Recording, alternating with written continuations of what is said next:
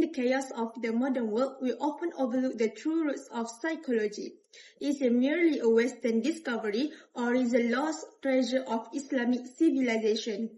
Today, we explore Dr. Rania Awad's perspective on the integration of science and revelation through the magnificent history of Islamic psychology.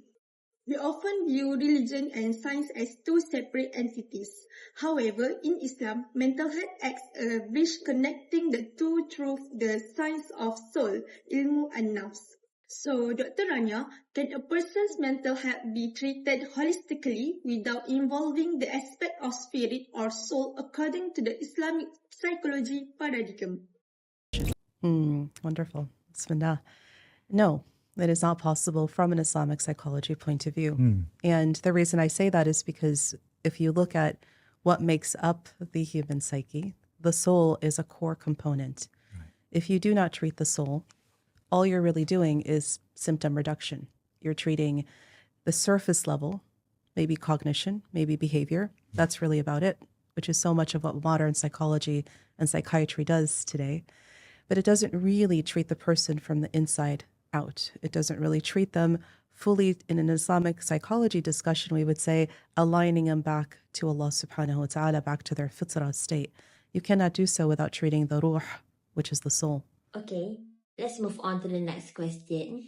So, Dr. Rania Awad, how does the Maristan model prove that mental health treatment was part of a holistic medical system during the Islamic Golden Age?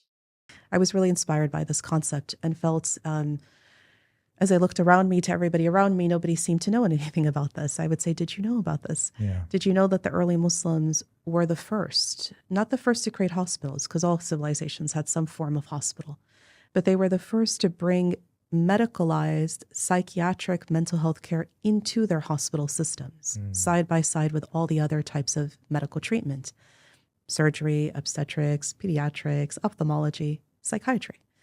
This doesn't happen to our research and our knowledge and the work we've done in, writing this book. It doesn't happen before the Muslims. Right. So then the question became, why? Yeah. Why were the Muslims? Why were they the first to do this? And it goes back to it. If you look at the writings of the early greats, it goes back to the very hadith that I had quoted before. Allah doesn't send down an illness unless he sends down a treatment. They keep quoting this, which meant they were compelled that if they saw conditions, whether they be physical or mental health, and they did not discriminate between them, if they saw such conditions in the society around them, they were compelled to find treatments for them. Yeah. And they brought them into their healing centers. This is what inspired me in this way to say, this must be revived. We must bring this back. The modern psychiatric system is a fragmented and broken system. Right. I say this as a practicing psychiatrist. The spiritual significance of Islamic architecture, every arch, every dome, every color that was used had a spiritual significance for healing. This is a lost science that is almost never spoken about today.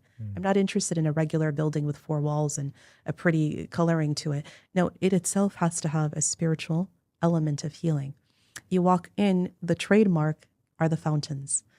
Every one of the Madistans had, and I use the word Madistan because it's a Latinized shortened word of bimaristan, used in the Latin sense, so that's how we say it in English. And the fountains that were in these Madistans, every one of them, this trademark, because it was purposeful. It was beautiful, but the sound of water is healing. The use of hydrotherapy, water therapy, is part of the treatment.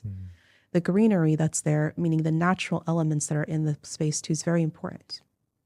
I trained at one of the world's premier hospitals, Stanford Hospital. Yet you walk into Stanford Hospital or any hospital, it's jarring. White walls, bright lights, beeping sounds, right? Even as the physician in the space, I'm anxious, right? Let alone the patient. These institutions incorporated beauty, sound, color, smell, aromatherapy, the idea of the science of the color, the sounds of the sounds that were brought in, nature sounds, Quran, adhan, but also the maqamat, which we have several papers on this topic of, giving Muslims back the credit of what now you would call music therapy. I know people have an issue with this. Let's call it sound therapy. So they literally, in addition to having physicians, nurses, they also had musicians that would come in. specifically to play certain tones for certain mental health conditions. Diet and food was a major part of this healing process, because what you eat either makes you ill or heals you. And that was a major focus on customizing the meals for each and every patient depending on their condition, right? And then you have the elements of therapy. Talk therapy. People are amazed when I say this. The Muslims absolutely, maybe they didn't invent talk therapy, but they absolutely utilize, push forward, and contributed to the concepts of talk therapy. Right. I write a lot about Balkhi because I really like this particular individual, and my early papers were about him. And he really pushed forward the concept of talk therapy for different conditions. My papers on obsession, OCD, on phobias, for example, outline a form of cognitive behavioral therapy that we use today called exposure therapy, that he in the 9th century completely outlined and explained how you do this. Really? They used talk therapies as well. It was a model of healing that was truly fully holistic. All of your senses, spiritually, physically, mentally, emotionally, and you were healed from the inside out.